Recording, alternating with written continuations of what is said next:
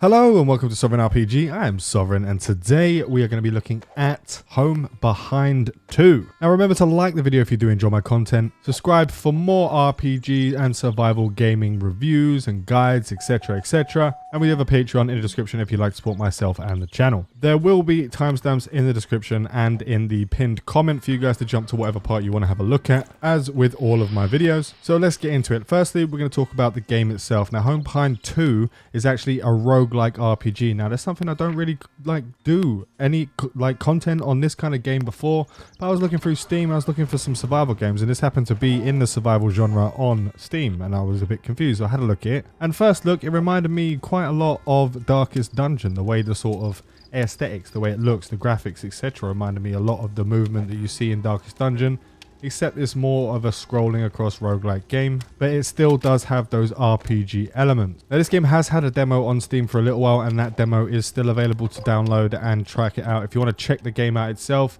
I will leave a link to that also in the description for the store page with the demo for you guys if you like the way it looked. Now so far it fully released the game yesterday and it had very positive reviews. Now all reviews are very positive with 5,000 reviews on there, and the recent reviews over the past 2 days are sitting at 92 reviews, still very positive. So there are a lot of players that are really enjoying the game, and I am definitely one of those people. Now this isn't obviously, as I said before, this isn't the type of game I usually play, but I did have a lot of fun with it. So let's talk about the story of the game, as it is an RPG, and we are an RPG channel, role-playing games, and their strengths are the stories. So let's talk a little bit about that. So basically this game is placed 10 years before the events of the previous game, and there's some nasty dictator that's running the show, and the citizens of Scaria, which is the land that you're in, want liberation. Now you're going to be part of a revolutionary force, and as you travel through the game you will be able to grow this revolutionary force, grow your own team. You have stats and skills, etc. that will make you stronger, and you'll be able to make this uprising spread across the entirety of the country. Now you're starting off with a character whose name is Banan. Probably butchered that, but there's a lot of reading in the game, and there isn't much voice acting involved in it, so there's a lot of stuff that you got to read, and you make your own pronunciations of stuff. So basically you're a college student who was studying abroad, and you decided to return to your homeland to participate in a revolution, and with the help from a prince, an eclectic agent from the Nauta Republic, and Haroon, who's pissed off a load of people, and he is basically the disgraced son of a tribal leader. You'll be able to face off dangers, and you'll have to face off a lot of dangers on the world map. There was a mobile game that this game really reminded me of back in the day, and I think it was called Day R, where there's a lot of stuff where you go across the map and you're searching stuff, but we'll go through all of the features itself in a second. And at the end, in the timestamp, I'll give you my final thoughts on the whole thing. And the gist of the story is just to evade capture by this dictator, and you're going to be leading the revolution. And obviously, as always in RPGs, the world's fate rests upon your shoulders. So let's talk about some of the features in the game. Now there's a map, and there are randomly generated areas where you'll be able to travel around this sort of 2D map, go from point to point, and then you'll go and access these points. Now each of these points will have a difficulty level shown by the skull, and it will also have the amount of treasure or the amount of loot that will be on there denoted by the coins. Now there'll be a number next to those depending on the difficulty. The question mark could be random, then you have 1, 2, 3, etc, etc.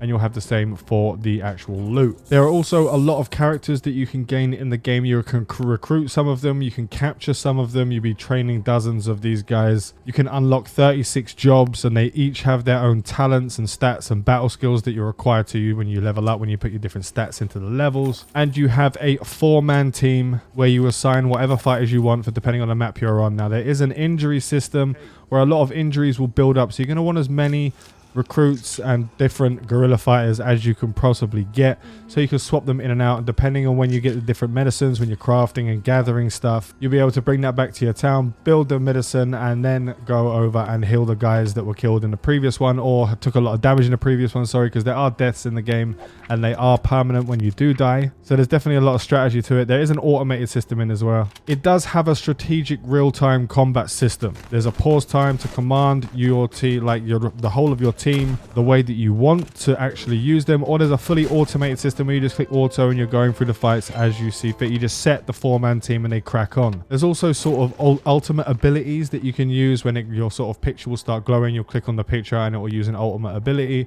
and you can be more precise, or again just have this on auto. It kind of reminds me of a mobile gacha game where you actually sit there and just auto run it if you'd like to, or you can do it more tactically. But it is very reminiscent. This game seems like it would have been better on the mobile. It may be on the mobile, but I definitely found it on here. It is available for both Windows and Mac OS as well. Just a little side note. There's random drops of weapons and armor, and it goes from modern age all the way back to like the 1940s. So you'll be looking at all different kinds of weapons, and obviously the more rare the weapon that you get, the more stronger it is, and it depends on where you are in the row on what weapons you want to use.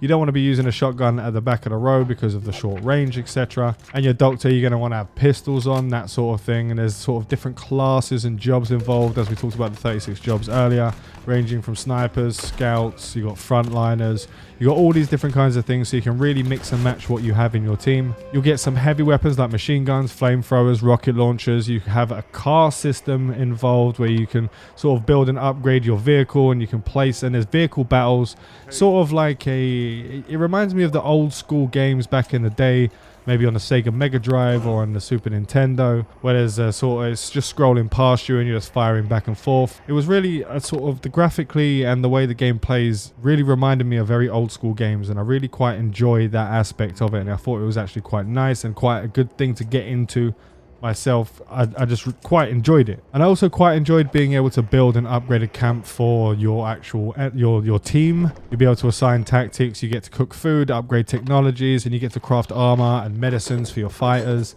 So there is a sort of survival aspect to it as you're going through. You're going to be sitting there, you're going to be sorting out supplies, you're going to be sorting out how much money you get, and there's different options involved when you go through to certain parts. When you see like a magnifying glass, they'll come up and it'll sort of give you a couple of options. Now it's very, very text-based. There's not a very much storytelling in voice. So if you don't like reading, which it has a lot of, then the game is probably not for you. There's a lot of different biomes and different terrains. There's random events all over the place, and as we said, it's randomly generated, so each place time is a lot different than the other one, so there's a lot of replayability there. And there's also a lot of background lore and a lot of things that you can read into and speak to different people to learn the history of like the war and the revolution that's going on.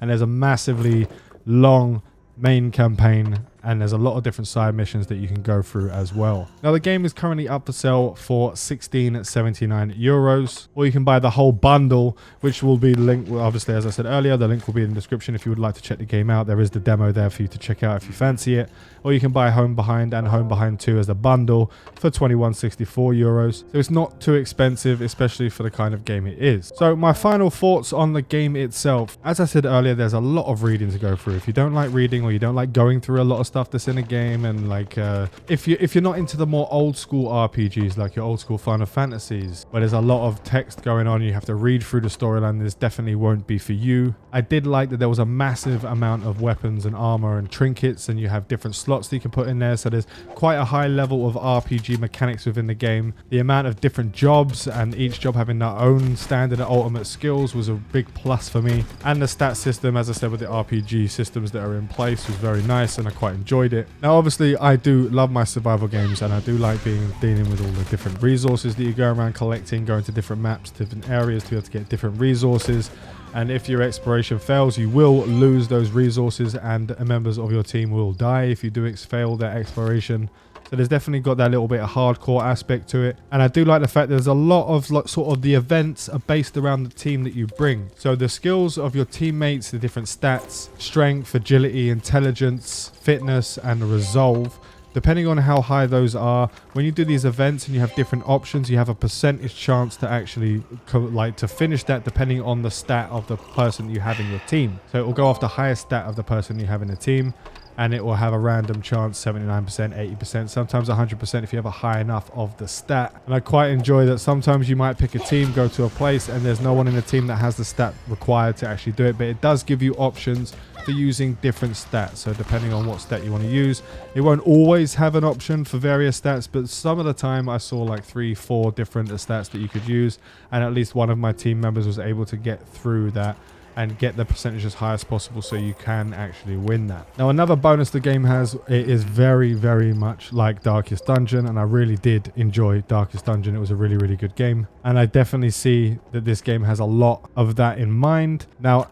On the other side, the game reminds me highly of a mobile game. It doesn't feel like it feels like it was made for mobile. Now, this game might actually be on mobile. I haven't checked, but it's definitely on Steam, but it definitely feels like it should be on the mobile platform. But nevertheless, I am really enjoying the game, and I have purchased the game, and I'm going to be playing through the whole game because I'm actually getting quite engrossed in the story. They put a lot of work into the story, and I don't mind reading a lot of stuff. And that's basically my thoughts on the game. If you'd like to check out the demo again, the link will be in the description for you guys for the Steam store page. Remember to like the video if you do enjoy my content, and subscribe for more RPG and survival gaming content. And we do have a Patreon in description if you'd like to support me and the channel.